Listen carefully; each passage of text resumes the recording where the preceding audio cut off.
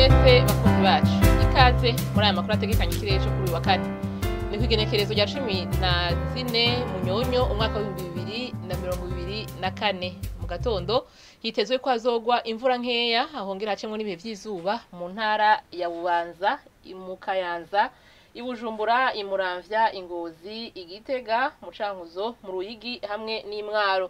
Izindi ntara zisigaye zikazorangwamwo izuba ririmo n'ibicu bike bike. Ibipimo by'ubushuhe bizoba biri hasi bikazogera kuri dogere Celsius 13 bikazoboneka mu ntara ya Gitega. Ku muhingamo naho hitezwe ko azogwa imvura hose mu gihugu cacu. Azoba ahashushe gusumba handi azoba ari mu ntara ya Cibitoke aho ibipimo by'ubushuhe vyaho bizoba bigera kuri dogere Celsius 27. Ejo mu gatondo hitezwe yuko izuba rizoseruka igihe cy'isaha 11:39 rirenge igihe cy'isaha 12 ziburamwe iminota 5 z'umugoroba.